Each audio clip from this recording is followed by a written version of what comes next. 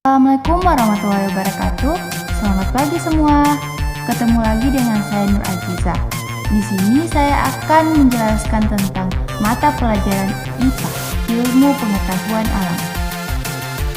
Baiklah teman-teman, kita sekarang ada di macam-macam gerak hewan, IPA, kelas 2, tema 7, subtema 1. Pembahasan materi. Gerak pada hewan, yaitu pertama, sistem gerak hewan akuatik yang disebut dengan air. 2. Sistem gerak hewan aeralis sama dengan udara. 3. Sistem gerak hewan arborealis sama dengan pohon. 4. Gerak hewan terestrialis sama dengan darat. Pengertian gerak pada hewan. Secara ilmiah, gerak pada makhluk hidup adalah suatu bentuk reaksi makhluk hidup terhadap rangsangan. Hewan mempunyai alat gerak aktif seperti kaki, sayap, atau sirip, sehingga gerakan yang terjadi disebut dengan gerak aktif. Sementara tumbuhan yang tidak mempunyai alat gerak aktif disebut dengan gerak pasif. Pengertian macam-macam gerak hewan. 1. Sistem gerak akuatik. Air memiliki kerapatan dan gaya angkat yang lebih besar dibanding massa jenis ikan. Keadaan inilah yang menyebabkan ikan dapat melayang di dalam air dan dengan energi yang sedikit saja ikan dapat bergerak. Selain karena massa jenis ikan yang lebih kecil dibandingkan lingkungan, bentuk tubuh ikan juga mempengaruhi kemampuan ikan untuk bergerak. Contoh bentuk tubuh ikan lumba-lumba. Bentuk tubuh seperti ini memungkinkan lumba-lumba untuk meliuk-liuk di air, sehingga membantunya bergerak lebih cepat. Ikan juga memiliki sirip samping dan sirip ekor yang lebar, dan berfungsi untuk membantu mendorong gerakan ikan ke depan, sehingga ikan akan bergerak lebih cepat. Selain ikan, ada juga hewan yang hidup di air, menggunakan kaki seperti kepiting dan kelomang. Porifera sebagai kelas animalia terendah tidak melakukan pergerakan. Lalu, kelas Cnidaria menggunakan tentakel untuk bergerak.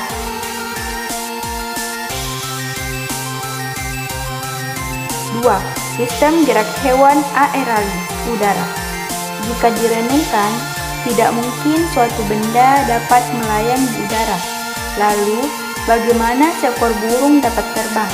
Hal ini dikarenakan gaya gravitasi bumi dapat diimbangi oleh gaya angkat yang dimiliki burung. Sayap yang ia miliki yang berfungsi untuk memberikan gaya angkat yang lebih besar, sehingga burung dapat terbang di atas ketinggian. Sayap burung memiliki susunan kerangka yang ringan, tulang dada, serta otot yang kuat. Ketika burung terbang di udara, akan mengalir di bagian atas dan bawah burung. Ketika burung mengepakkan sayapnya, udara di bagian atas tubuh burung akan mengalir ke bawah, sehingga akan terbentuk gaya yang mendorong tubuh burung ke bagian atas. Dengan begitu, burung dapat bertahan di udara. Selain burung, beberapa hewan juga dapat terbang atau meluncur. Misalnya kelelawar yang masuk ke kelas mamalia dapat terbang menggunakan sayap yang memiliki struktur yang berbeda dengan sayap burung. Selain itu, ada juga suga glider yang dapat terbang menggunakan belebaran di bagian dada sampai perut. 3.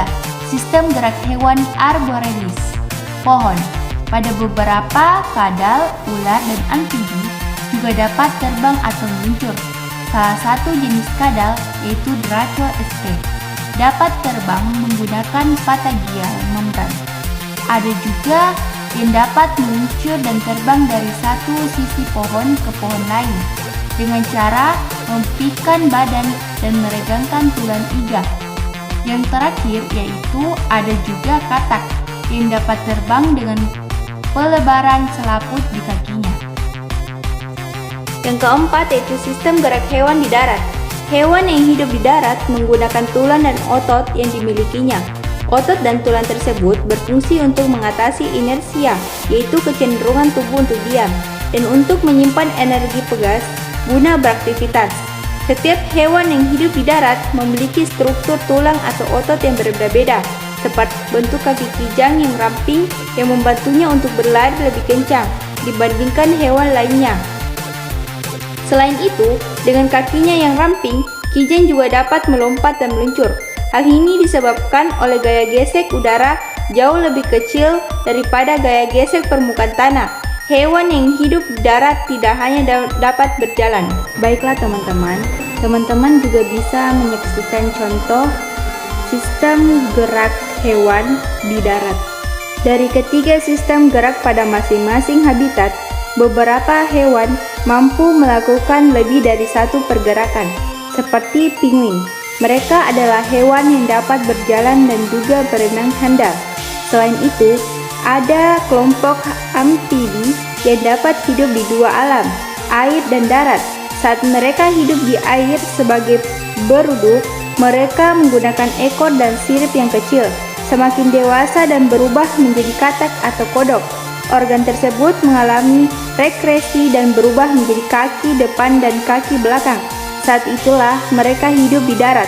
Begitulah penjelasan singkat tentang berbagai macam sistem gerak pada hewan yang perlu kamu ketahui.